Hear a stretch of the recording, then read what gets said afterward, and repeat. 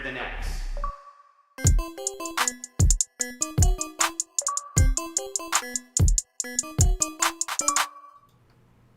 What's up, everybody? Welcome to the wrap-up episode of The Roundabout, celebrating 15 years of the Xbox 360. My name is Ryan Turford, and this is the show where we're counting down the months to the 15-year anniversary of the Xbox 360 with 50 of the best games to play on the console for both new and experienced owners. We dive into the brief history of each game and talk about what makes them awesome. Wait, hold on. I'm not the only one here. What's going on? What is this? What is this episode of the Roundabout? Sean, why are you here? What is this? Honestly, I'm not really sure, Ryan. I think we're supposed to be celebrating the 15th year of the anniversary of the Xbox 360. This is weird because I have been able to listen to this show that you've been doing for the last 47 or 48 weeks by yourself. I get to listen to it as a fan.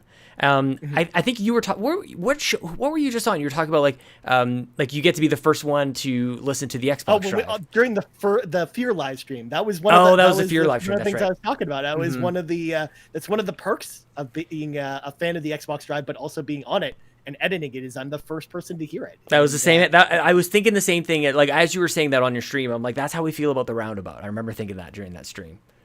Oh well, that's awesome. So the Roundabout, for those that y'all know, first of all, is our weekly Xbox 360 podcast. It appears live here on YouTube, but also on our podcast services if you're listening there.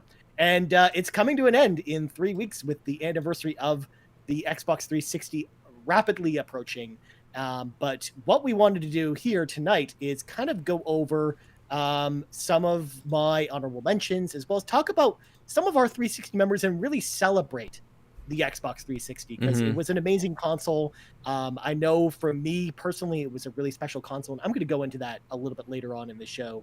But that's definitely what we want to do here. But Sean, before we get into the show proper, we had teased a little announcement, and I think it's finally time for us to finally talk about what that announcement actually is. So Blaze Knight 0923 asked earlier this week, when the Roundabout ends, what's coming after that? So I'm here to finally tell you that, yes, the Roundabout will be retiring, but a new show is coming in its place. So a new show called The Crossroads, like an X. Like an X, and it's on the road. It's like a driving pun thing, and it's an X. It's perfect. So the Crossroads is going to celebrate the 20-year anniversary of Xbox, because next year, November 15th of 2021 is the 20-year anniversary of the Xbox brand, which is a very special anniversary. Again, the Xbox brand hasn't been around for too long, but 20 years is a big deal. Only compared to other ones. Like 20 years is a long time on its own. It's just like compared to, the Nintendos and the Sonys. It's like not quite. Yeah, exactly. But is it longer than the Sega in console land? Like, is that, I don't know. When did the first Sega come out? The first Sega came out in like the 80s because you had the Mega Drive or the SG3. Yeah, so Sega didn't make it 20 years. Yeah, well, I mean, close enough, Sean. Close enough. Okay, it's Sega. Sorry, I don't mean to bash your dear Sega. It's all good. But Xbox is taking over. Of course, but the thing is, though, I wanted to celebrate the legacy of Xbox by doing something similar to the Roundabout, but with the original Xbox. So what I'm going to be doing I'm going to take a little bit of vacation from the Roundabout until December 7th, when we'll be back with the first episode of The Crossroads, but I will be going through my top 50 original Xbox games list. Prepare for old games being old and all kinds of craziness to ensue. Because this is going to be the very first time where we're doing a show like this from scratch on YouTube, though, it's going to be very similar to the Roundabout, but the video version is going to be pretty involved. I'm going to try a bunch of things with the video, and I'm curious to see if y'all will like it. Nice. But I'm really excited for y'all to finally be able to chance to check that out. And this is something I've been working on for a while. It's part of the reason why when you've seen me on streams, I've been playing so many original Xbox games, because I've been testing games for the Crossroads. It's been part of my process. Nice. And making sure I'm kind of on top of that. So so look out for that December 7th. It'll be every Monday morning, coming just like the same time as the Roundabout going forward. Other than that, as far as the last 3 Roundabout episodes, of course, your next one is up this Monday, and then next week is going to be a little bit different after the third episode, because basically we'll have another episode number 2 on the next Monday, and then on the date of the 360's anniversary, that's the 22nd, which is a Sunday, that's when the final episode will go live. So it'll actually go live a day earlier than normal. What? But we're timing it with the That's anniversary of the amazing. 360, John, because we're just that awesome here at the Xbox Drive. I guess so. So look out for that. Well, let's jump into the show proper. So obviously, the Roundabout is a big, long list of 50 games. And I didn't want to basically bog down this episode of reading through all the games again, because again, it'd be different if there were only like 10 games on this list, Sean. But there's like 50 games here. Yeah. So can we put the list in the show? No, can we put it in the show notes? Yeah. You just copy the text in there. Absolutely. So they will be in the show notes on the YouTube archival video, as well as the final episode as well when it goes live for audio listeners. But what I wanted to do, and this is something that people have been asking me about a lot ever since the Roundabout came up, is what are some of my honorable mentions? What are some of the games that didn't make the cut, and why? Like, why didn't certain games make it, or why didn't X favorite game of mine not make the list? Yeah, like, and, where's Quantum of Solace and the Bourne Identity or Supremacy or whatever the heck it was? You say this jokingly, Sean, but those are actually really fun. They are fun games. I'm not really joking that much. No, they're good. Well, okay. Fair enough.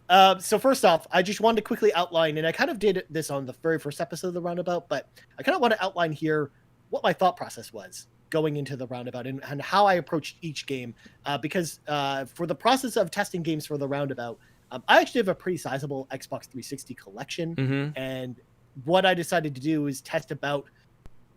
It was in the ballpark of over 500 games for the purposes of the Roundabout. I played a lot of games because this originally was an idea. Wait. You said you played 500 games? I thought you were just saying that you owned 500 games. Well, no, I own 500 plus games, but I also okay. played more than 500 games for the Roundabout because this was an idea that actually started before I actually joined the Xbox Drive. This actually started about a year before I joined the podcast. That makes sense. It's an idea that I'd been working on for a very long time. So I did a lot of testing for games going into it. And kind of my criteria has always been, number one, is the game still fun to play today? That was a major factor in any game that I picked for the Roundabout, because I wanted to approach the list not from a nostalgic perspective of what games were best in my memories, so much as I wanted to pick a list of games that really reflected what the best games are on the console now. If someone wanted to pick up the Xbox 360 today, what games should they pick up? And that's one of my main goals for the list, was also to basically encourage people to try new games that they might not have tried before. Yeah, because I love learning about new games, and that's one of the goals for the list. So that was the number one factor. So most of the games on the list, if a game didn't make it, it's not so much that it was bad, it was so much that one of the reasons it didn't make it was because it doesn't play well today. For example, right. Are there some examples that you remember that were like, ooh, this was good? Quantum of Solace is one of them. Yeah. Oh, really? Quantum of Solace is one of them. Where I really liked it at the time when it came out. Of course, it was based off the James Bond film, but when you go and play it now, it's really rough. And they didn't do? Okay, so they had like the GoldenEye kind of like remake that they did with Daniel Craig, and then it was the same engine for Quantum of Solace that they did afterwards. So actually, Quantum of Solace came before the GoldenEye came. Okay, the GoldenEye remake. That's so bizarre. Okay, yeah. Because actually, Quantum of Solace came out, and then they did Bloodstone, which was basically an original Daniel Craig James Bond game. Yeah, those are always good, right? And then they did GoldenEye, and then after that, Sean, they did 007 Legends, which is basically a compilation of levels from 4 different James Bond movies. And all of those games were really fun when they came out. And I think of all of them, I would say GoldenEye probably holds up the best out of all of the 4 of those James Bond games. I played that one on Wii, and I think I was done with it by the time it came around to Xbox, right? Because was it Wii or that must have been on Wii, it was on right? Wii. Yeah. It was on Wii. Yeah. Because it came with a special remote, like a gold remote for GoldenEye, which was pretty cool. So that was definitely one of them. Also, the other factor I threw into it was obviously how fun the game is in general, and obviously how well does it rank within a specific genre, because I wanted to make sure the list was populated with games from almost every single genre as well. I thought that it was really important to, because it would be one thing to have a list and then have every Halo game and every Batman game on it and every Grand Theft Auto game on it in particular, and it just obviously that wouldn't be a fun list for anyone, I think. So I wanted to kind of mix things up a little bit. That's why you saw fighting games on there like Persona for Arena Ultimax or Mortal Kombat, because those games are not only amazing, but they're also some of the best games in the fighting game genre on the console. So I wanted to make sure that they got representation, for example. And also, just ultimately, it was a very personal list of mine. So what type of games were really appealing to me? And again, that's probably not going to go over well with everyone, because there's a game, for example, like Grand Theft Auto 4, which not only doesn't hold up super well today, but also wasn't super appealing to me. I don't really think Grand Theft Auto is very fun, or at least Grand Theft Auto 4 specifically. Grand Theft Auto 5 is a little bit different, because I actually really like Grand Theft Auto 5, but 4, it just was not for me. So it definitely kept it off the list. Whereas Grand Theft Auto 5, the reason why Grand Theft Auto 5 never made the list wasn't because it was a bad game, but it's more along the lines of, I think of that more as a current gen game than a 360 game. Right, and if I was to tell someone to play Grand Theft Auto 5 today, I wouldn't tell them to play it on Xbox 360 at all. That would be a very bad move. I mean, it's the only game that I decided to break that rule for was Alien Isolation, because I think that that's a survival horror game that plays well on 360, that holds up today on 360, that deserves to be played no matter what platform you have it on. Mm-hmm. Whereas Grand Theft Auto, I think the improvements on next gen kind of killed the 360 version. Seriously, yeah. Yeah, I think that's amazing. I haven't played that 360 version in forever, man. But that is the one that I played the entire story through, was on 360. Yeah, so that's why it was like, it was very very apples and oranges kind of situation. Sure, and there's another game on the that you're going to see on the honorable mentions in 1 second here that kind of fits that same bill as well. So, in fact, let's just get into that makes sense. Yeah, I know exactly what you're talking about. So here are my honorable mentions from the Roundabout. These are the games that made it so close. In fact, a couple of these games actually were on the list at one point, but then through some more testing and stuff like that, got bumped off the list. So we're going to start with number 60, Prince of Persia. This was a game that actually holds up really well today, is super fun.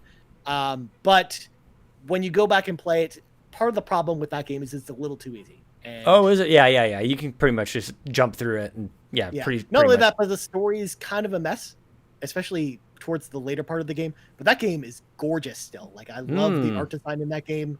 I still think it's fantastic. And it's the one game from Ubisoft with Prince of Persia that I wish they'd made a sequel to, but never did. Yeah.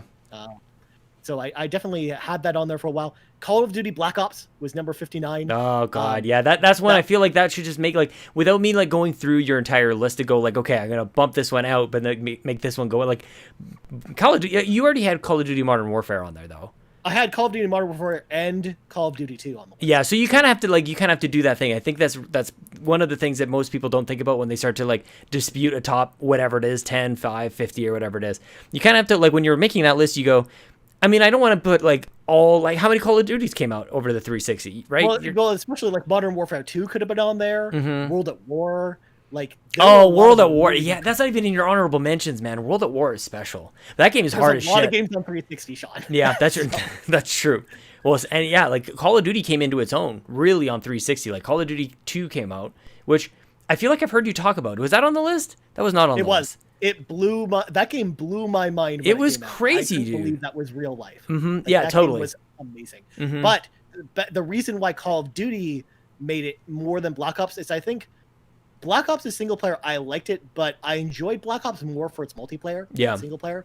Whereas Call of Duty 2 was kind of the opposite for me, where I think the single player is actually more fun for Call of Duty 2 than the multiplayer. Yeah, I agree.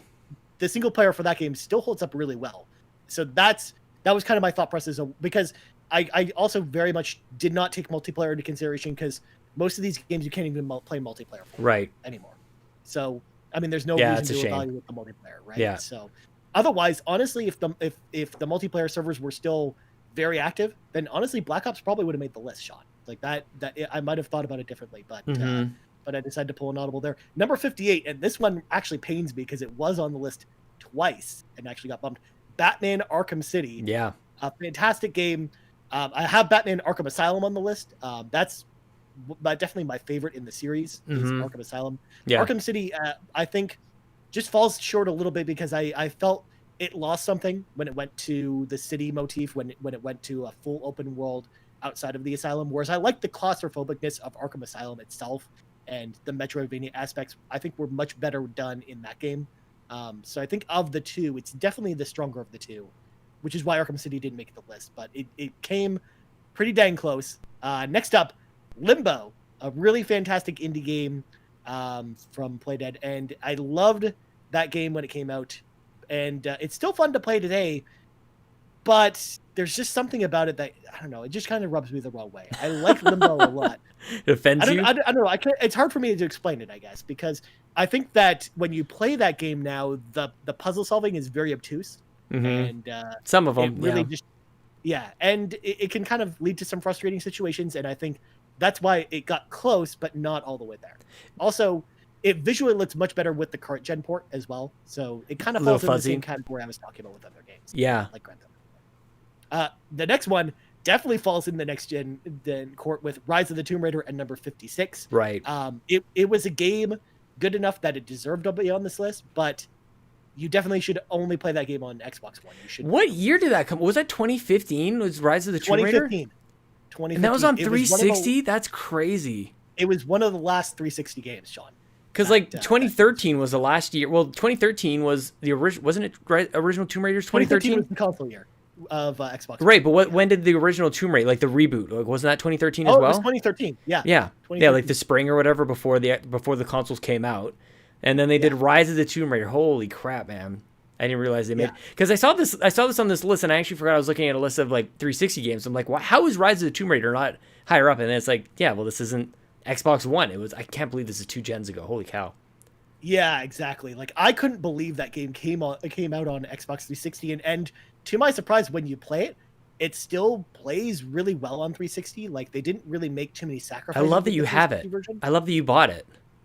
I mean, sometimes you pick up cheap games used at EB Games. Yeah, you know? yeah. Okay. It's funny because I have like the original, like the Tomb Raider 2013. I have a 360 controller for it. Like I have a special edition 360 controller. Oh, the one with like the cuts in the controller. It's got like a picture of Laura on it. I don't know where it is. I got to dig it out one of these days, because like, man, even my Titan, I've got a Titanfall controller for my Xbox One. And it's like that's gonna be like kind of old school. The funny thing is, Titanfall probably would have made the list if the multiplayer was still active, because actually that was a really fun Xbox 360 game. It was an excellent game. Yeah, good call. Which also was a 360 game, even though more people played it on Xbox One. Yeah, like it's really cool. Number 55 was a bit of a controversial pick, but I picked Lightning Returns Final Fantasy 13.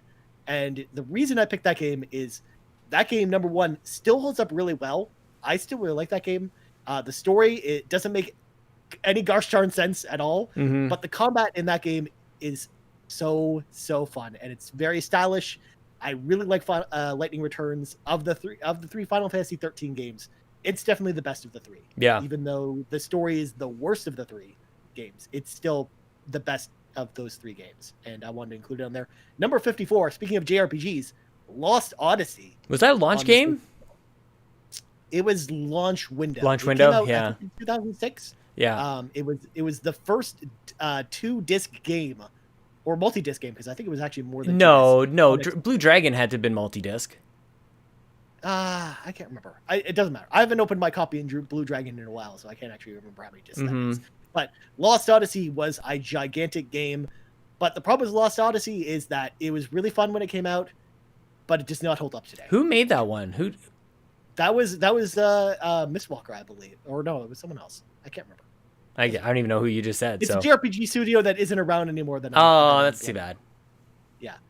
Number 53, and this is one that also bounced on the list a few times, Dead Space 2. This is a crime. Sean, this is a crime. You're a huge fan of. Yeah. Holy crap. Sean, real quick, before I move on, tell me why Dead Space 2 should have been on. I think Dead Space 2 might be one of the perfect sequels that exists in video games. Like, I know that you have your other criteria, but like Dead Space 1 was just so original and so violent and terrifying and all the things that you want in a horror movie, but like it had that Event Horizon type of vibe for sure.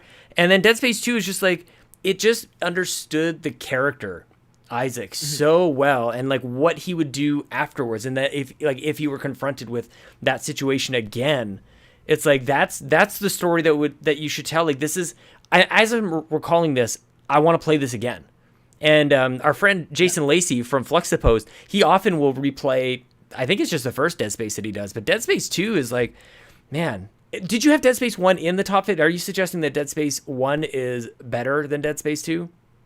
I mean, I've said that since Dead Space 2 came out. Wow. I'm saying that Dead Space 1 has been my favorite of the two ever since I played Dead Space. Was it like the wow factor? Like, wasn't like they had a demo. They had a great demo on 360 called Dismemberment. And it was like one level, and it was like you pick up your what's the cutting tool called? Is it just the cutting? It was the plasma cutter. Right? Plasma cutter. And like the whole idea is like you save bullets, like you save on ammo, which is a critical part of like the survival horror kind of thing. Like by tearing these things apart limb from limb. This game is and the design, I know everybody talks about like the health on the spine. It's so perfect. The way that he moves, and even like it helps you out too with like the little, you click down, was it on the right thumbstick, and it kind of guided you in the right direction. You're never too stuck in too much of a crazy way. But Dead Space 2 is so memorable, and like even the end, like it was such a great ending, like just harrowing stuff. So man, I will still never forget the one scene in Dead Space 2, and this is a little bit of a spoiler, but I have to talk about this real quick.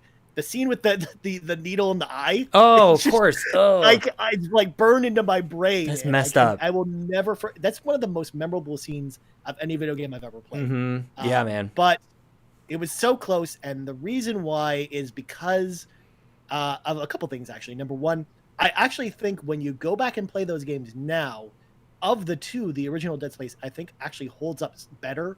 Like graphically, Dead Space 2 holds up better over time, visually. But I do think the gameplay in Dead Space 1 holds up better than Dead Space 2, which is bizarre to think about. That is weird.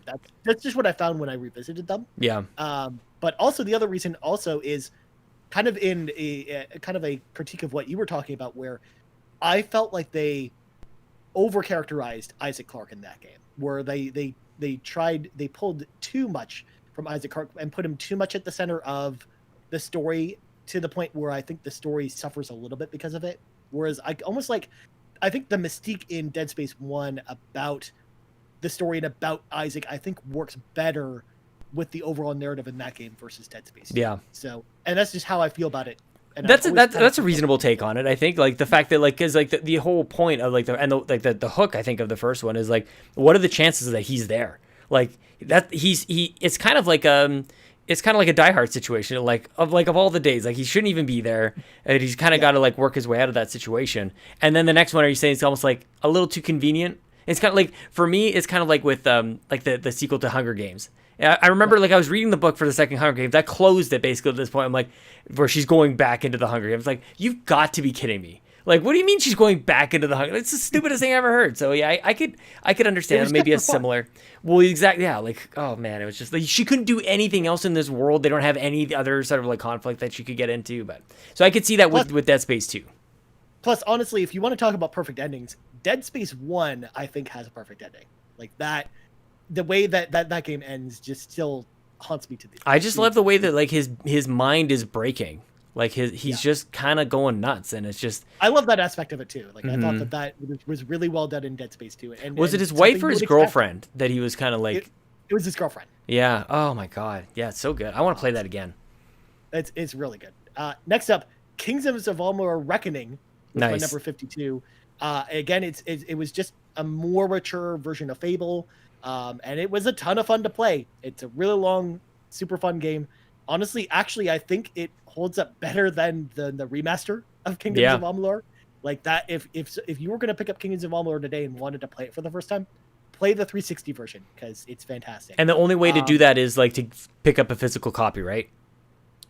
Yeah, because they stopped selling it on the store when the remaster came out. Of course they did. You have to actually go buy it. But can you put it in your Xbox One? Can you put it in your Xbox One, or is it? Yep. Yeah, you can put in a physical copy of Kingdoms of Amalur. You can even put it in your Series X, Sean, and it'll work. Well, I mean, I don't want to, like, we're not quite. Did you see Donnie got his Series X today? A couple people got theirs early, dude. Oh my gosh. That happened while I was on stream today, and I pointed out to chat that I was very jealous. That's awesome, man. You know what's funny though? I was talking to him. I called him up to say, like, how are you doing? Like, what do you think about it? And he said he had to actually call Xbox to activate it. Like, he couldn't. it wasn't connecting to the internet or anything. It wasn't updating for him. So super interesting. Anyway, totally like not non sequitur to this like totally otherwise evergreen episode that we're recording here. Well, so Kingdoms of Amalur, the reason why it didn't make it is that visually it really doesn't hold up as well. It's really rough around the edges, and gameplay wise too, it's kind of rough around the edges. As much fun as I had playing it, it's a bit of a rough game to go back to, and that's kind of what it held it back more than anything. Whereas the story is fantastic. I love the world of Amalur. It's just these little things that hold it back from being part of the list. But again, it came oh so close. But the last one, and this one was actually as high as number 15 at one point on this list, and then ended up being all the way at the bottom, was Tales of Vesperia, my favorite game in the Tales series, the long-running Tales series, which is one of the 3 like top-tier JRPG franchises. It was very surprising that when this game came out, because it was an exclusive game in a Japanese franchise, JRPG franchise. It was almost the equivalent of getting a Xbox exclusive Final Fantasy game, essentially, when you thought about it. So it was like, it was a miracle it even happened. The reason why Tales of Vesperia did not make this list is because now with the remastered version of the game, there's no reason to not play it on current gen. And because there's the additional content that was added in the PS3 version of Tales of Vesperia, which adds so much to the story, is included in the definitive version, but you can't get that content on the 360 version. So that's actually why it ended up getting pulled off this list. Yeah, so you're actually better off. Yeah, if you're going to play that game today, don't play the 360 version, and that's why it came close. But honestly, like Tales of Vesperia is one of my favorite JRPGs of all time. So not having it on the list just tells you a lot about kind of the things I was thinking about going into the list and kind of my thought process. So I wanted to make sure it at least got a shout out here in honorable mentions. But Sean, now is your time to shine. You've been telling me for a while, you've been hinting at things, you've been like, Ryan, you've got this list really wrong. I need to tell you why you're wrong. So overstating it. I never said that. I know, but you know what? I wanted to give you the floor. First of all, where did I screw up? Also, what things do you like about the list? Tell me. I would love your. See, that's more fun. That's more. I don't like. You're not the type of person I want to like rip apart here. Okay. Just to try and like help me out here, because like I'm not nearly like as encyclopedic as you are, and my memory is Swiss cheese at the best of time.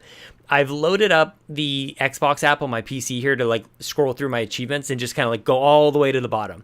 Now it's not like 100%, like, because you can't necessarily like scroll or you can't sort by the first time that you played it. It will always like anytime you revisit a game, it'll always kind of like bump it up to the top of the list.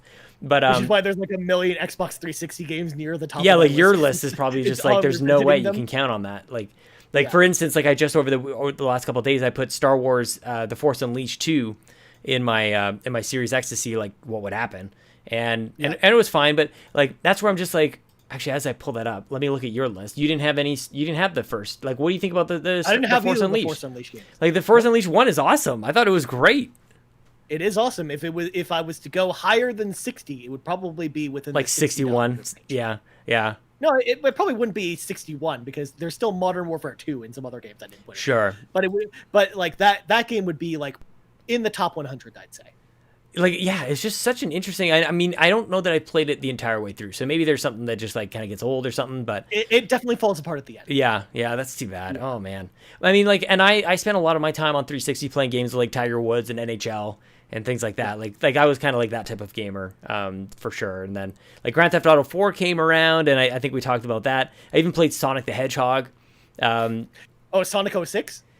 It's just called Sonic the Hedgehog. I don't know if it's on 360. I don't know if that's what people kind of is there a legitimate Sonic 6, or is that colloquially what people? They actually released the original Sonic the Hedgehog on 360 as like a Genesis port. Oh yeah, no, they think this is a 3D kind of game. Sonic 06, the 3D game. Yeah, that was supposed to be the big reboot of Sonic. That was terrible. Yeah, it was like one of the most broken games I've ever seen in my entire life.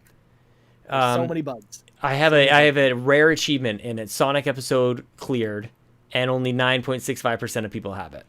So I love it. So I love that, man. You don't have any Forza Motorsport on your list? Nope.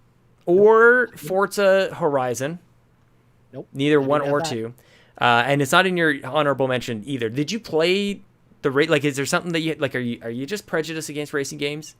A little bit. I'm a little bit prejudiced against racing games, and it's not so much that I'm prejudiced against racing games, but it's just one of those things where when I was evaluating them on this list, none of them really made the cut for the top 50, I think, because the games that I had pretty close were Forza Horizon, the original.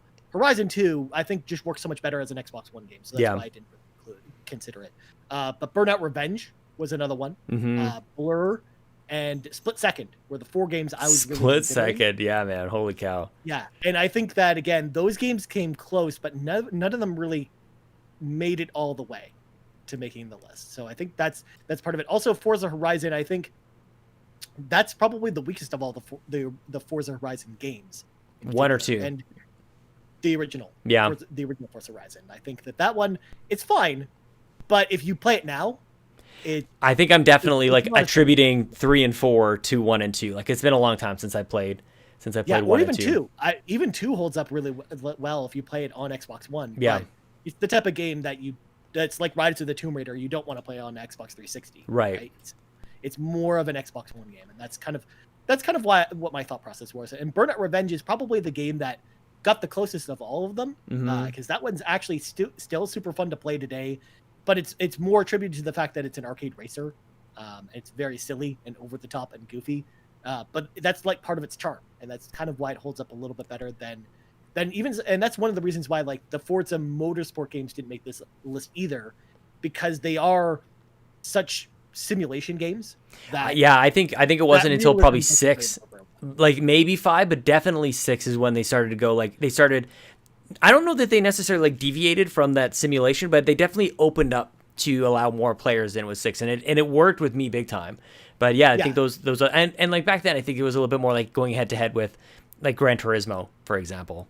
Also, I'm going to throw it out there right now. Racing will be much better represented on the Crossroads, Sean. No, oh wow, yeah, Project Gotham has got to be on there, dude. Like that's something that you've got Project Gotham, you've got Burnout 3, you've got Forza Motorsport, which actually holds up pretty well. Nice. As well as a bunch of other racing games. So trust me, racing games will get their time in the sun, Sean. Well, what about fighting games, Ryan? Like, you don't got no Marvel versus Capcom over here.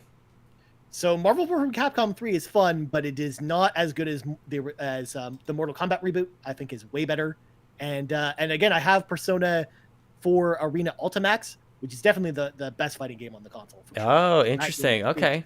That game is amazing. It's made by the team that makes Guilty Gear and BlazBlue or Dragon Ball Fighters. That game is still gorgeous to this day if you play it, and it is awesome. So that's why it made the list. But there's a lot of fighting games that I didn't put on there. Street Fighter 4 was one I considered putting on there, but it was also just like, number one, which version of Street Fighter 4 do I pick? And number two, they don't actually hold up as well as I would have hoped when I revisited them. And then there was actually, I considered putting Marvel vs. Capcom 2 on this list, but I had a rule and a stipulation at the very beginning when putting this list together, which is no re-releases of games. Otherwise, that would have been a slam dunk to have on there. Yeah, that's what popped up in my list here too. I was like, okay, that wasn't there. What about Fear? Fear, as you saw on live stream, does not hold up super well. Oh, you didn't think so? Yeah. The game's still very creepy, but it is just not as fun to play as I made it look on stream last night. You made it look so fun. Lost Planet, again, it's a lot. There's a lot of jank in that game, and that makes it very unplayable today. Would you want a new one? Would you want or like a refresh or something like go back to that IP? I think that series could get a really awesome reboot. I agree. I would love to see them go, because actually Lost Planet was one of the games that I picked up in the launch window. In fact, I remember picking up my 360, and the same week the 360 came out, the trailer for Lost Planet dropped, and I was so hyped for that game. Dude, I remember seeing that in like my original Xbox magazine. Or what is it? OXM. Yeah, is that is the O for original? Official. I'm like, that didn't sound right. Yeah, I remember seeing and those were like, when I think about like Grid and Dirt and stuff like that, like those were like Codemasters games always like looked really nice in the magazine. Ryan, talk to me about the Simpsons game on 360. So the Simpsons game, you mean the Simpsons movie game? It's literally called the Simpsons game. Okay, so the Simpsons movie game, aka the Simpsons game, it's based off the Simpsons movie, is a game I've never played. I don't own that game. I've never played it. I honestly don't remember this being based on the game. You could play as all the different characters. That was great, but that's okay if you didn't play it. I've heard good things about it, but it's legitimately a good game. Out of the 500 games I've owned, I don't own that game. So do you own Blazing Angels? I do own Blazing Angels. That game is pretty fun, but it is definitely rough to play today. Is it? Yeah. I remember that's a funny thing. Like you look back on the these thing and about think, Blazing Angels, the main reason why I think it was fun at the time but isn't as fun now is that was actually a launch window game for the 360. Right. So, it has definitely got a lot of gameplay elements rooted in 2006 game design, which is part of the problem. That's why I didn't make it. Well, Ryan, for the most part, like I'm pretty happy with I understand like why some of these things aren't really here. I'm happy that you have Dragon Age, I think, represented fairly well. Well, I mean, I could have had Dragon Age 2, Sean, but come on, nobody. Well, I think people like it. It's just you wouldn't like. Let's start with the first one. Like that's I'm doing hyperbole. I know that people actually like Dragon Age 2. I actually like it more than other people do, but it's definitely not a top 50 Xbox 360 game, I think. So yeah, well, and I know so I don't know if we want to spoil like the top 3, but I know where you're going with this, and it's like I can't really I definitely can't argue with the top 3. I'm not sure that I would have put Catherine at number 4, but this is a Ryan Turford-esque list, so that's totally fine. Also, again, Catherine scored the highest points on my scale of is this game still fun to play today? Sure, yeah. I could totally see that. Insanely well all these years later. Again, as I outlined in my episode for Catherine, that game is pretty much a current gen game that's on 360. It's not visually a current gen game, but gameplay wise, it's a current gen game. Not only that, but it's on current gen now. It just got re-released this year. Yeah. With no other than a few story changes, it's the same game, but it's still fun to play today. So, yeah, that's Catherine is definitely one of the games on the list that holds up the best, and that's why it actually ended up being as high as it is. Not only that, but I personally just love that game. I think it's fantastic. Did you ever play The Witcher 2? I did, but I did not love that game. No. I mean, I liked Witcher 3 more than Witcher 2, and I also didn't like that game either. So that's fair. But when you saw Witcher 3 coming up, it was getting hyped up. It shows up on Xbox's stage and everything. Were you wondering having already played the second one? Were you like, what is everybody so excited about? I was I didn't understand it because I never heard of The Witcher. I understood what people were excited about because it visually looked cool. But I already knew that it wasn't going to be a game for me. But I picked it up anyways. Yeah, thinking that I would at least give it a try because I'd heard so many people say that it was awesome, and I got 30 hours into it, and I said, nope, I can't do this anymore. I'm done. Okay, so before we wrap up, I think this part of the conversation in terms of telling you what's wrong, here's some of the things. I'm just gonna kind of breeze through your list and go yeah, you got this right, or you got this wrong. So I won't be able to go through every single one of these, but definitely. And I mean, obviously, the list itself is subject to interpretation, and I mean, that's the order I put it in. But I mean, everyone has their own preferences. Well, and I'm not going to try. I'm going to try and not get too granular to go this should be 49 instead of 50 or whatever. But I mean, you'll see where I'm going with this. So Geometry Wars was your top. Was at number 50, and I think that has to be represented in that when you're looking at the games on 360. I'm so glad that this was here. You got Alien. That game also is really fun to play today too. It's the game that other games want to be, right? It's kind of the Tetris of that style of game. It's you just want that that arcadey dual stick shooter. That game is awesome. I would bump out Saints Row the third. I don't want that in there. I never liked the Saints Row. I never really appreciated it is Grand Theft Auto, but not I could never get over the fact that it wasn't, and maybe you were able to just appreciate it for the fun game that it was. Well, that's probably something I would appreciate more now rather than I don't know. I was holding it to a different standard when it came out. So the funny thing about that, Sean, is literally that's the reason why it made it over Grand Theft Auto, is that because it in a way that actually makes that game stand the test of time better than Grand Theft Auto 4 does. Yeah. For me, anyway. Yeah. Well, GTA is they're so obtuse to play. Yeah. Especially you don't have to deal with escort missions or anything like that in that game, or you don't have to deal with flying the little helicopter, the RC copter, in Vice City or anything like that. Yeah. You don't have dumb missions like that you have in some of the older Grand Theft Auto games, which is one of the reasons I really like Grand Theft Auto 5, because they did away with a lot of that stuff. And it's actually kind of the fact, the charm and the arcadiness and the goofiness that actually won me over for Saints Row. Yeah. That's actually why it's on the list more than anything. See, and that's, I would say the same would go for Crackdown. I think I could probably have more fun going back to Crackdown now than back then, where I thought like there's just so like the GTA clone thing was a very real thing back in like the 360 days, as everybody kind of realized how amazing Grand Theft Auto 3 was. So you had a lot of these things that like kind of felt like they weren't that, but they were trying to be, and like that really kind of had them ranked down for me. So like as if I was just like tackling this today, not going back to see like, oh, maybe there is fun to be had in Crackdown, like I probably would have bumped that out there as well. I love that you have Oblivion here in the top, like it's in the top 40. Like that is, dude, when I first played that game, like I was so overwhelmed by all the different, like all the books that you can pick up. I actually started like, I have a list. This is before like getting married and having kids and stuff. Like this was where I wanted to be in gaming. Like I made a list of all the books that I like picked up, and like, cause you could go look them up online. You could actually go read them and just like read all the text. I'm like, I was keeping track of it. I had a notepad in my phone that I was keeping track of all that stuff, which meant I never really got to play around with the game. What else? Everything, like you have a lot, and as the list goes on, things get really good here. South Park, Stick of Truth at 27, I think is excellent. It had to be there. Yeah, some people might argue that maybe it should be higher than 27, but the top 30 is just packed with really great games here. I love that you still like, you probably broke a rule or two to have the orange box in here.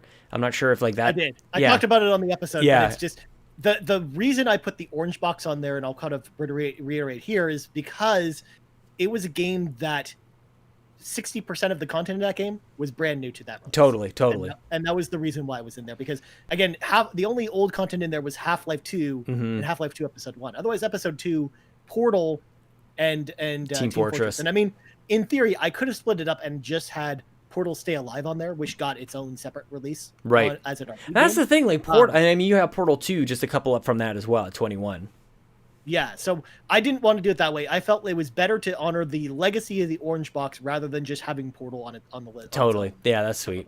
So that's why I evaluated it that. Gears of War, the original Gears of War, I probably would have ranked higher than 20. Like that to me is like, and maybe I'm just looking at it from a different perspective or different criteria, but like that game I remember very vividly. Like, I don't know what, maybe I had just stepped aside from gamies or something, or I'm not sure what, but I remember being at Future Shop here in Canada and picking it up off the shelf and going like, oh, this looks cool. Like, I think I had heard some cool things about it. Like, it was one of those, and honestly, like, this is so, it's not video games, but I had a similar experience with Slipknot. A friend of mine, like, took a look at that Slipknot album and was like, well, this is the most terrifying thing I've ever seen. Let's listen to this. And, like, completely exploded our eardrums, and we really like they go on to be like one of the number one like metal bands of all time. And I feel the same thing. Like, just I found some of these things by complete fluke that just like, oh, this looks cool, and then you get into it, it's like, this is awesome. And Gears, like, really, I think cemented itself as and rightfully so, as like a huge IP for that system. And I hate to see what's happened with Cliffy B, because he's made games that are just really, really important in my gaming life. Like, wait, Unreal, was that him too? Or Unreal was him as well. Unreal. So like he's just like, between that and Gears, it's kind of like, holy crap, dude. And Jazz Jackrabbit, of course.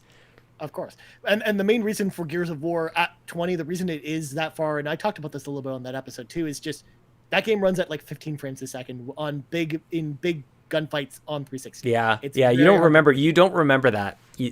We've gotten super sensitive to frames per second now, and it's like, we didn't care, man. We would go split screen, and like, who cares, dude? Trust me, if we were doing YouTube at the time for that, and I was capturing game footage of that, y'all would understand why it was where it was. But again, the gameplay is still fun despite the terrible frame rate or the muddy visuals. So that's why I put it at 20. But that's why it didn't get higher on the list, because I did have that play a large part into forming the list. Otherwise, yes, if I was going by like nostalgia or how important it was to the Xbox brand, then definitely I would have put it higher for sure, because it is, like you said, a very important game, and actually one of the most important Xbox 360 games that was released. So if I were to have bumped Catherine out of the top 10, that would allow me to do, well, maybe Ninja Gaiden 2, only because I didn't play it. It's not because I played Catherine, I did not stick around with it, because I found it to be pretty challenging, but I think everything you said about it is totally true. Ninja Gaiden probably wouldn't be there for me, so I could do a little something there. That like, I'm just glad that Red Dead Redemption is in your top 10. Like, Red Dead Redemption was like, holy crap. I was so excited for Red Dead Redemption 2, and I just did not really love where they went with it, but I did everything in Red Dead Redemption. It was a classic game of you're going on your mission, and then like a little star or question mark pops up on your mini map. You're like, I guess I'll go check that out, or I ride my horse over there. And, like those, I don't know necessarily even know if those are side missions. They were just kind of like these spontaneous things that would happen that were so interesting. Like I just thought I was gonna go like grab a little plant off the road, and there's this dude like in his cabin. There's this whole story about his whole life, and I just thought Red Dead Redemption was just an absolute masterpiece, dude. So I'm really glad that you have that in the top 10, right alongside Bioshock, which I think is a masterpiece. Mass Effect, I think, which also is a masterpiece. Like that's the thing in these top 10s, they kind of have to be masterpiece material. And I see where you're going. Like I don't know as high praise as I can sing for Dead Space. I don't know that I'm quite saying masterpiece about Dead Space. It's a masterpiece for survival horror games, and that's why it says as high as it is. That's a good point. And yeah, maybe I don't mean to like anything I say about like if it's not my number 1 or number 2 game. Like I'm talking about like the absolute best games, and I think Dead Space is really we're getting into like really fine-tuned stuff here, right? And I don't know why, but it is. I think maybe honestly on another day I might go, yeah, it is a masterpiece material. Yeah, and I definitely, for someone like me who's been playing, who one of my favorite genres is survival horror games, and I've been playing survival horror games forever. I love survival horror games, and for me, when I look back at some of the best survival horror games ever made, Dead Space. Yeah, no, you're right, and you do have that as like you kind of have that representation in your top 10 with like Gears of War 3, and I don't remember Gears 3. I don't remember liking Gears 3 as much as 1. And it was also, the multiplayer is actually really active, and it played a factor into where I placed it. Yeah, and 2 was the one that introduced Horde, and that's where like my heart really lies in terms of multiplayer. And then the original story, I just thought the first game and the story there I thought was just so great. But maybe I might be misremembering that. If you play the Ultimate Edition of Gears 1, it's awesome to play that game. You got to know, you got to think Marcus Phoenix Collection is coming though, right? I would hope so. That would be amazing to see that same collection, like up-res to 2, 3, and Judgment as well. Who's the team over on PlayStation? They keep doing all of these great, like, is it Blue Point? Is that what they're Blue called? Point, yeah. They like Xbox needs a Blue Point to go in and do, because Coalition they're doing Gear 6. Like they've got things to do. They don't want to be spending time doing this, like basically like what 343 did. They got probably a little bit sidetracked doing and redoing Master Chief Collection. But it would be great to have like somebody like a Blue Point, or maybe it might even be like a Panic Room or Panic Button. Panic Button, yeah. Because they actually did. Their logo appears now on the Series X, the optimized for Series X. Panic Button shows up there. That's cool. Which I think is incredible. It's like, I guess so. Playground's probably been busy doing all the things that they're doing. They're doing Fable and everything. So yeah, I'd love to see that with the Marcus Phoenix Collection for sure. But to my final point, which is that you kind of have masterpieces like pretty well represented in the top 10 here. Not really like Catherine, I don't know if do you count that as an RPG, or do you call that a puzzle RPG? It's just a weird game. Yeah. There is no box. The problem is it doesn't really fit into genre. It's essentially a dating sim and a puzzle game. Yeah. But it doesn't really have like a specific genre. But that, again, that's one of the appealing things about it. I like that it's not like one specific thing or over the other. And again, you can get really into the puzzle stuff with that game. Right. And it's really hard. But it's also, I think it's fair. I think it's a fairly difficult game. Not like Dark Souls. I think Dark Souls is not out there to like punish you for no reason. I think it's a tough but fair game. Yeah. Which is why Dark Souls was on the list too. Like, I wasn't over the moon with it when it first came out, but I recognize why Dark Souls is a good game, and that's why it's there. Or even a game like Ninja Gaiden, where I know part of the reason why I'm glad you haven't played it yet, Sean, is that you probably would throw your controller because of how difficult it is. But I probably would. I love really hard games. I think I've played like the first mission or two of it, and yeah, it's a difficult game. You also, sorry, I wanted to land on like what you did well, but I can't help but notice that Borderlands does not show up on this game. Borderlands 1 or 2. I think that a lot of people who played through like the 360 and PS3 era, like the original looter shooter, I think is actually, it's like either 1 or 2. Probably a lot of people would argue that 2. I remember having just an amazing time with both of those games, but I actually played them on PS3 as it turns out. See, the problem with Borderlands for me is I've never played Borderlands co-op ever. Yeah, I've all never I played it with someone else, which is the problem. Because I've never been able to enjoy the games the way other people have, and that did taint my evaluation a little bit. Whereas again, if the list was the most important games on the 360, or if it was just a 360 buyer's guide, Right. then yes, that's the type of game that would make the list. But because it was a personal list for me personally, that I didn't want to include a game that I wasn't wild Yeah, about. you wouldn't want to be projecting or anything. Yeah, I did. Like- I didn't want to include something that I know other people enjoy that I don't. Right. So it's the same with Grand Theft Auto 4. Like, I know other people really like that game way more than I did. But it wouldn't be very honest to me to throw that in there and then do a whole episode about it, and then secretly knowing that I personally don't really like that game, or I've never really had that experience. So, and that would be like Castle Crashers for me. Like, again, like super important in terms of like Xbox Live Arcade. It just kind of showed like what kind of experience you could have from there. I feel like that was like such a legitimate game that like just crashed onto the screen or onto the scene, the screen, the scene or the screen, the scene. But yeah, dude, like those, I don't know, like it's such a, I think that like you actually went and did it. Like you actually made a top 50. You had, I think, legitimate criteria. You went back and you played it. Like it is kind of like, it's silly for me to really go like, you did it wrong, or you like, you know, to legitimately tear it apart. You went and did it. And the one thing, like my I don't know if it's a regret or just kind of like, something that I just wish was different, is that I wish that I could do this with you. Like this is better as a solo project for you to do it this way. Like you're able to go in, play the games, like you've done all your homework to make this a legitimate list. Like I would be basically like, it would be like this, where I go, I mean, I haven't played this in 14 years. So like, here's what I think. And you're like, yeah, well, I played it last week and here's exactly like the situation with this game. And like it's hard to like, how do you match that? So I do wish that I could like play along, because I think a lot of people like doing top 10 lists. They like doing top 50s or whatever. And you know, there was a couple of years ago that on Reviews on the Run, Victor Lucas and Scott C. Jones, they did a top 100. I thought that was awesome, like the top 100 games of all time. And they kind of hinted at like the conversations that they were having. I'm like, that would be so fun to just do that as an exercise, just to like where do you start? That's something we should do that at some point. Like that would be amazing. I think we would get into so many arguments, Sean. But I think so too. So good. But again, so and maybe like that's. But again, like you make it hard to compete with. Not that it's like anything that anybody's gonna win. But it's like, I do play a lot of games. How does anybody even like remember all of the games? Like you just come to the table so well equipped, which is why I think people have really liked the Roundabout. It's definitely a reason why I've liked the Roundabout, is because like. It's an elevated version of talking about nostalgic games. So that's why I'm really excited about the Crossroads as well, dude.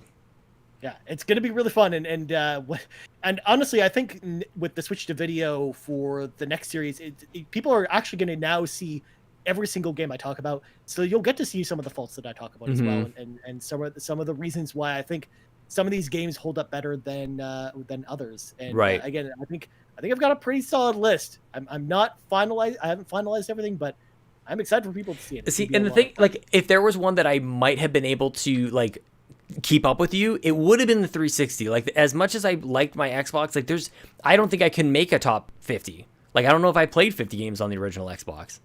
Whereas I think if we ever were to do this for Xbox One, right, then I think that would be the type of conversation that we could actually have together. Definitely, like top 50. There's a lot of games, and like top 25 is maybe where things get a little bit more. I don't know if it's interesting or what, but I don't know. It kind of, you're talking about a different level of games when you go from like 45 to like 20. Well, also, you have to consider how many games are actually on the platform too, because the original Xbox is actually easier to put together than the 360 list, because part of the problem with the 360 list, and we kind of just illustrated that by spitballing games back and forth, is there's 2,000 games on the platform. Yeah. So it's just like you're bound to miss one or two really good ones, or 10 or 15. You kind of have to make tough calls. Whereas the original Xbox library is much smaller, so it's actually a lot easier to pick out the winning games from that. Whereas Xbox One, I can't even begin to fathom how we put together that list, because could be there's fun. Like 3,000 or 4,000 games on Xbox One. Yeah. And I thought you were gonna say that's how many Assassin's Creed games there were. If only. Yeah. Well, it'll just be all Assassin's Creed games, Sean. That'll be the whole list. Not from me. That's all we need to do. So Sean, the last thing I wanted to round out the list with here and kind of round out this conversation is our 360 memories. And we got some of these from our fans as well. But before we get into that, Sean, I don't think we've ever talked about this before. when did you pick up your 360? Oh my gosh. Okay, so the first time I saw a 360 was I was at a friend's house. Like this is like pure college years for me. And I was over at a friend's house, and I was amazed when he picked up his controller, pushed the button on the controller, and the console turned on the other side of the room. Like he bought that thing, and then he came over to where I worked at Future Shop, and he bought oh gosh, was it a Toshiba DLP TV? Which, like, back in those days, it was like, that was the best high def you could get. Like, the white on it was so bright, the way that the 360 logo, like, appeared, and that screen, I remember just thinking, holy crap, that looks so great. And so, like, my memories with 360 are attached to, like, the screens that we played on, and I was selling home theater at the time. So I was obsessed with, like, component cables, and then we eventually got like HDMI on a different version of the 360. And yeah, it started with the Elite, and then the slim versions after that had HDMI on them. And of course the blades, everybody's going to talk about the blades when they think about like the 360, but like I was obsessed with like making sure that like I thought like I was like HD gaming is here. Like this thing is, you know, I've got these monster cable component cables to get my high definition stuff. I've got this really long braided thick like optical cable going to my home theater. So my 360 experience was like tied so directly to a home theater experience. I had a 57-inch Toshiba high definition rear projection TV, and I had like a home theater surround sound kind of thing. I had games like Gears of War and Halo and everything just really hit hard because of the setup that I was building for myself. I had a lot of disposable income, and I had staff purchase on all of this equipment, right? So I had like this 57-inch TV, which is hilarious to think like now. It's like maybe like most people have like 70-inch TVs now. It's like crazy, but 57 was like. But back then, those were really expensive. Dude, it was massive, and I have a lot of like memories on like what I was playing on,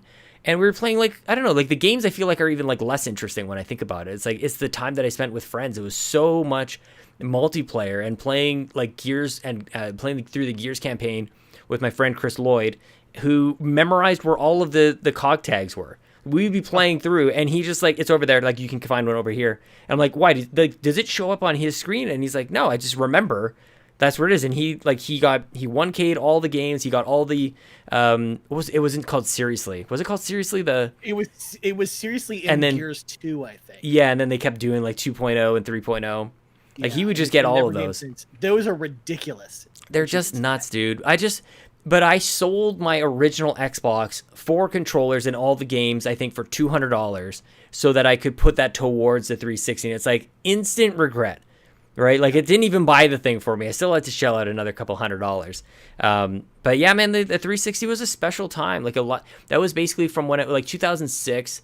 I was midway through university, like almost graduating. So I was either studying for school or I was playing a lot of that. So like, I feel like anytime anybody thinks back to like their college years, whatever they're playing or watching or listening to, I think is very special for them. And that was the 360 for me, for sure. That's awesome, man. I mean, for me, the 360, I have kind of a similar story, but not the same. The 360 is a special console for me personally because I have always owned a lot of consoles, whether it was my parents buying them for me or me saving up money for and buying them myself. But the 360, what was special about it for me was it was the first console that I bought with my own money at launch. It was the first console I had ever been part of the launch. Oh, that's awesome! Ever.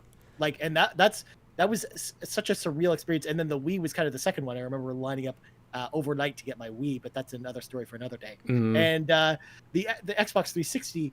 I remember reading about it in magazines like OXM and a bunch of other ones and getting really excited for the Xbox 360. And I made the dumb mistake like you did and also sold my original Xbox and 4 controllers and all my games to buy me my Xbox 360. And I had like 30 games. Yeah, dude. Oh, yeah.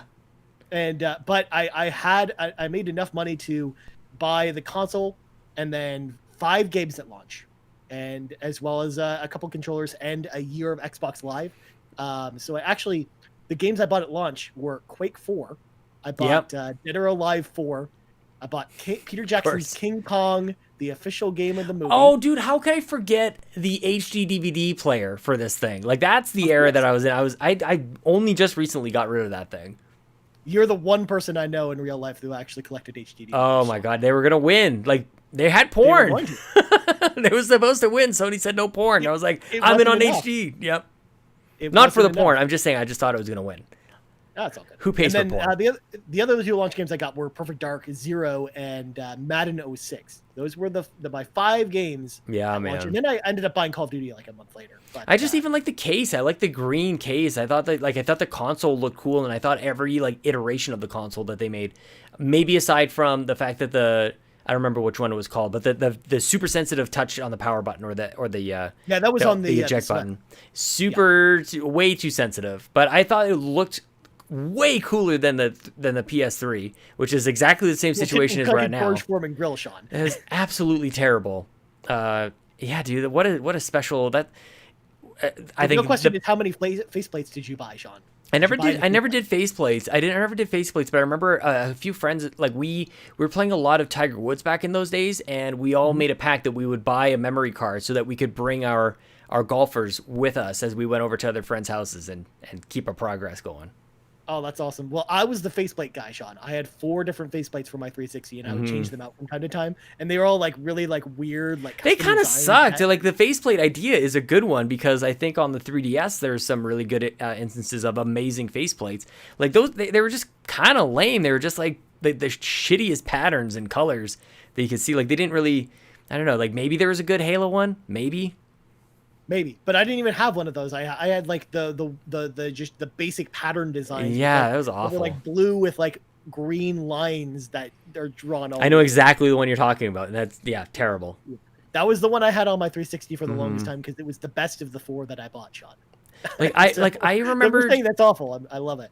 Like I remember like swapping out hard drives on that thing. That like the hard drive itself was a weird kind of attachment. That's not something that you really see anymore. Like it snapped onto the top of the thing, which I think is really especially strange. with the original Xbox because it also had a hard drive in it, but it was internal. You Right. didn't remove it. Whereas on this one, you had to either buy the hard drive separately for $100 and slap it on, and it was 20 gigs, or you had to buy the pro version of the console that came with the hard drive at the time. Well, so it's funny because I was on the Xbox Empire just last night as we record this, and I was talking to those guys about how like you've got to hardwire everything, right? And I was thinking about it as we're kind of talking about the 360 here, and I'm like, it didn't come with a Wi-Fi adapter at the start, which was really... No, you had to buy the dongle. You had to buy it, amazing. and that's why I had at my parents' house. That's the reason why I had a. Actually, it was probably because of the original Xbox, but we had Ethernet cable directly connected to it. We had it like my parents had like the suspended ceiling, and we had Ethernet cable like run through that whole thing. We always had our consoles hardwired, but then we ended up adding like the PS3 to our mix, and it's like, oh, look how fancy this thing is. It's got freaking Wi-Fi on here. But like the it's hard to remember just how much the 360 actually changed throughout the course of it. Like you did not connect it with an HDMI at the start. You didn't have Wi-Fi at the start. There was so much that they evolved. The OS was completely different by obviously, the end of it. yeah. Like this notion that like there's like the iterations within Xbox is not new at all. Like it really did start in the Peter Moore days. Yeah, definitely with the 360 was like an ever-evolving console, and like every week there'd be something different on it, which was hilarious. But going back to what you were talking about with your memories, that I mean, for me, the other reason why the 360 was a really special console for me was the community around the 360 and just playing with all my friends or playing with people that I met in real life because of the That's so cool. Where I would just run into them online, found out that after through talking to them through party chat that we lived locally. And then we would meet up and hang out. That's the best. Like, and just spending like tons of nights, just me and my cousin playing because he used to come over a lot, and we would basically play like Ghost Recon Advanced Warfighter with each other, with other people. Like we had this like almost like this clan going with like 8 other people just across the country. That's awesome. And we would just play like every night, like playing this same survival map with each other and just talking in chat and having an amazing time. And for me, it was that sense of community that I never felt with the original Xbox because I didn't have Xbox Live Gold because I didn't have a credit card for the original Xbox. They didn't lift the credit card stipulation of requiring a credit card until the 360 came out. Right. So I never got the experience of playing Halo 2 online with people on the original Xbox and stuff like that. So it was really with the 360 that it really inspired me to start playing with other people because I'm, as you know, in real life, Sean, I'm a very shy person and I'm kind of a recluse. So I don't actually talk to people all the time, but the 360 kind of pulled me out of my shell a little bit and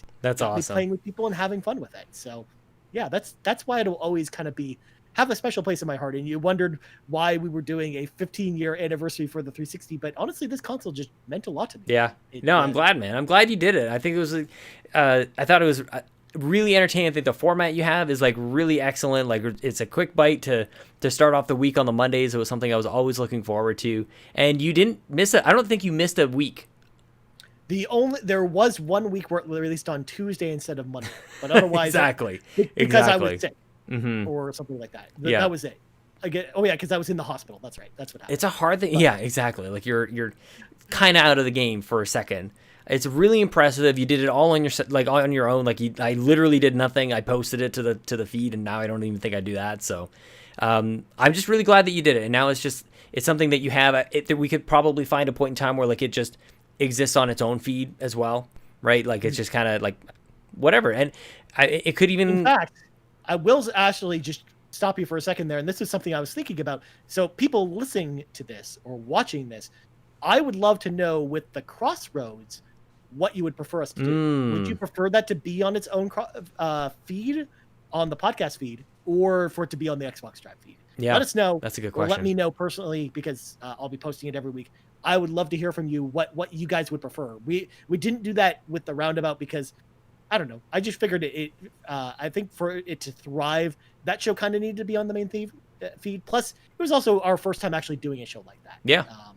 So whereas this time around, honestly, we'd love your feedback as to whether you'd like us to post it separately or not. Whereas on YouTube, it'll obviously still be in the same place. We're not making another YouTube channel just for the Crossroads, Sean. I'm sorry. It's going to have to live on the Xbox. No, I mean, YouTube is great because it has a different playlist. Like that's the beauty of that. So yeah, it's just a little bit different. But dude, I can't wait to see what you do with it. I love that we've jumped over to YouTube and it kind of just has breathed new life into all this extra content that you're able to create. So I love it, man. I can't wait to see.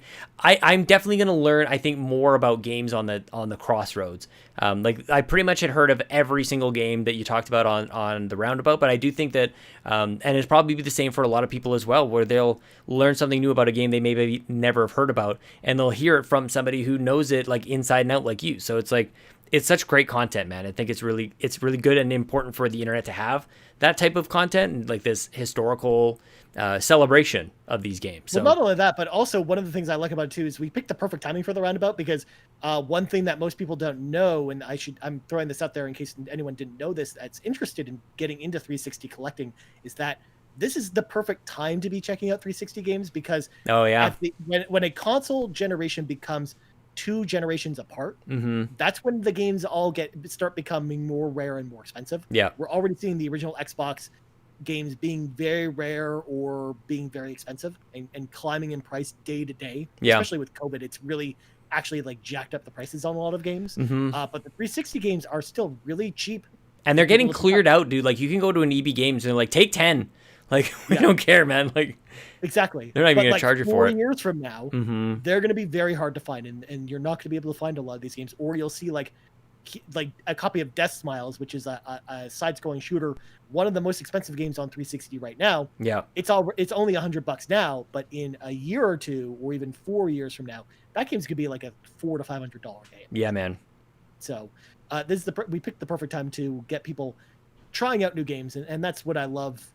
That's the type of feedback I love getting.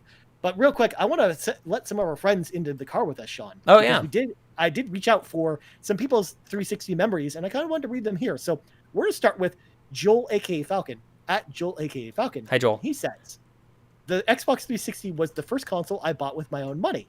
It was also where online play started for me, being able to talk to and play with my friends hundreds of kilometers away was game-changing for me. That is awesome. My favorite 360 games were Viva Pinata, Halo Reach, and Halo 4, as well as Marvel Ultimate Alliance 1 and 2. Oh, yes! Oh, how could I forget? Oh, those games are great. Yeah. Joel had some good picks on That's here. a good Viva pick. No Pinata I didn't kidding. put on the list, Sean, or Marvel Ultimate Alliance. Oh, Viva Those games are Pinata. great. Viva Pinata is actually great. That was a game that I wouldn't have, like, if I played it right when it first came out, it would have been, like, too cool for school on it. But I came to really, really appreciate that game later on in life, man. Yeah, same here. That was a game that I thought was too cutesy for Ryan to play at the time. But definitely it was a game that playing later as an adult, like that was... It's just so chill and fun and cute and just so irreverent. Just so good, man. That's also a game that holds up really well, too. Especially if you play it on Xbox One. Whew, Oh, yeah. that's really good on the new console. Because they did some enhancements when Rare Replay came out. That was it. That's when I ended up, like, really enjoying it, was through Rare Replay. Also, I loved hearing Joel's story, too, because it's actually very similar to mine. Yeah. Because, again, like, he got to play with a bunch of people across the country. And, yeah, I think that was a great thing that the 360 did for a lot of people, I think. So good, man. Next up, Seamus McIsaac, at Famous Seamus, said, I dislike the Red Ring of Death, period. It ruined 2 Xboxes that I had. I'll get into that in a second. He switched to PS3 and never looked back. Oh, wow. Seamus, what are you doing to it? You know, that's funny because I've been thinking about this the whole time, like that the fact that like the Red Ring, it survived, so to speak, the Red Ring. You know, like that type of thing really should have absolutely destroyed a brand like Xbox. And they, I don't know, it's the Peter Moore charm. Somehow they made it through that. I mean, there's a reason that guy owns a soccer team now. But Yeah. I'll let Seamus continue, though. He also says, at least there were some pretty good games that I played on the 360. Some of the games that I personally enjoyed were Transformers War for Cybertron, which Oh was an my excellent game. God, no kidding. Toy Story 3, which Yeah. I know I never Brock played that one. McLaughlin, friend of the show, huge fan of Toy Story. I know, it's so funny. Lego Indiana Jones, and then Batman Arkham Asylum, which Seamus pointed out that he got all 1,000 achievement points. That's awesome. That's awesome. Yeah, Transformers War for Cybertron is like a very underrated game and a ton of fun. That was the one. Like there was a bunch of those Transformers games, but the War for Cybertron was the one that you wanted. Its sequel was also pretty good too, but then they started to go down from there when they did the Transformers licensed movie games, like when Dark of the Moon came out. Yeah, no. And some of those other ones. Yeah, that's when they started getting worse. But, and I've heard good things about Toy Story 3, but I mean, Kato can attest to the fact that Toy Story 3 just, you know, I just saw the first Toy Story movie like 2 weeks ago. So, I mean, I haven't really even watched Toy Story 3 yet. So I don't even know if that's a good movie. So funny, dude. But I've heard that game's good. Also, yes, Kato points out in the chat as well that 2 Xbox 360s, I went through 11 Xbox 360s. That is nuts, during my time with the console, and I'm still with Xbox. So that tells you everything you need to know about how special that console was to me. And with me, it wasn't all Red Rings. In fact, most of my consoles that bricked weren't Red Rings at all. They were actually the disk drive would fail. Oh yeah. It would just stop reading discs. Period. So I would have to actually get the console basically replaced by local EB Games, which at the time they made the mistake of offering 3-year warranties on nice, yeah. And the warranty was you brought the console to the store if it wasn't working, and they gave you a new one on the spot. And they didn't just give you a new one; it was whatever the current one version of that console was. So that's how I got my Xbox 360 Slim, was because my disk drive broke, sweet. and that's all they had. So that's what I walked away with. Classic warranty story. Yeah, like it was so cool, and I ended up going through 11 of them in my first 3 years of owning the console, Sean. And then after that, I got my Slim, I stopped running into problems with it. It was mostly just that original model, man. There was something about it that was. I love it. Real interesting. And last but not least, we got Blaze Knight at Blaze Knight 0923, and he's got quite the list for us, Sean. He says, some of my favorite Xbox 360 games are as follows, and stick with me on this one. Final Fantasy 11, which is an MMO, of course, that I'm amazed actually even came to Xbox 360. No kidding. Mass Effect Trilogy, so all 3 Mass Effect games. Tomb Raider and Rise of the Tomb Raider, Dragon Age Origins and Dragon Age 2. See, Batman there you go. Arkham Asylum, just throwing it on there. And then Star Ocean. Didn't Inquisition come out on 360 as well? Sorry? Dragon Age Inquisition. Didn't that also come out on 360? It did. I never played it on. It must have ran like garbage. I've never played it either. I know someone who picked it up day one on PS3, and she told me she did not have fun with it. Yikes, no kidding. I don't know if the 360 version fared any better. Yeah. But Blaze Knight continues. Sorry. Star Ocean: The Last Hope. Nice. Deus Ex. Yes. Skyrim and Oblivion. Yeah. Sonic's Ultimate Genesis Collection, which is actually still one of the best Genesis collections on any console Mhm. is the Ultimate Genesis Collection. Rainbow Six Vegas 1 and 2, Oh my which God, I left yes. off. Fallout 3, which That's made the list. great. Yeah. Earth Defense Force 2017. A lot of people talking about Earth Defense Force these days. It's a very goofy game. Yeah. And it takes place in 2017, so it was only a couple years ago. The right? future. Alan Wake, which did make the list as No, well. oh, that's another thing I forgot to nail you on. I don't like Alan Wake. The Walking Dead seasons 1 and 2, which I'll talk about this a little bit because I didn't mention this in honorable mentions. The reason it didn't make it is those games do not play well on 360. They didn't run good on Xbox One either. But they run way better on Xbox One than on 360. Oh God, I remember I bought it for a friend because I played it on an iPad. I was like, "This is amazing." That was back when I was like, "I'll play games on mobile." I bought it for him. I was 360. And I was embarrassed. I was so sorry that it was running like that. I will say though, those games run way better as part of the Telltale Walking Dead collection that came out, because they actually touched out a lot of the game, but they also fixed a lot of the bugs in the process. So if you're going to play those games now, pick up the Walking Dead collection. That's cool. And it's all 4 games in one game rather than them all split apart. What was the other one? The 400 days or something like that? Yeah. Or 200 days? I can't remember. It has Michonne as well. Yeah. That other expansion that they did based off the comics. That's cool. He also had The Wolf Among Us and Tales from the Borderlands. Oh my gosh. Wait a minute. Those are 360? Those were 360 games. But again, they run the same problem that The Walking Dead runs into, which is they don't play well on 360. Oh, They're wow. fun games. Yeah, but they cow. run way, way, way better on Xbox One. So that's kind of why they didn't make the list for me. Yeah. And those were it. Those were all our friendly write-ins. A lot of good picks, a lot of great games. No kidding. There as well. And again, just emphasizes just how hard it is to put a list like this No together. kidding. There are so many good games on 360. Marvel Ultimate Alliance that's a special pick, definitely. Yeah, that was a real good game. Well, anyways, John, I think that's going to do it. I'll do it. I think we're going to wrap it up for this conversation. I mean, we've been going for like an hour and a half, so we should probably... yeah, this is like 3 weeks of the actual show. Exactly. But before we go, Sean, plugs go. You can find me on Twitter at Sean Capri, Sean like Connery, Capri like the pants. And if you want to support the show, you can go to patreon.com/YouMeCapri. Very nice, my friend. As for me, you can find me on Twitter at Ryan Turford. That's Turford. You can also find us here on YouTube at youtube.com/the Xbox Drive, or also on Twitter at the Xbox Drive. And you're throwing me off. You're typing me in midair. And This is what I do when I'm driving. You just don't see it. I type through. I don't actually drive, but please continue. I thought you were trying to break me, Sean. I think that was it worked. What's going on. But also, December 7th, look out for the first episode of The Crossroads. I'm so excited for you guys to hear the first episode. But for Sean Capri, I'm Ryan Turford. This has been the wrap-up episode of The Roundabout, and we out. Bye. Oh, I forgot I have to end the stream here.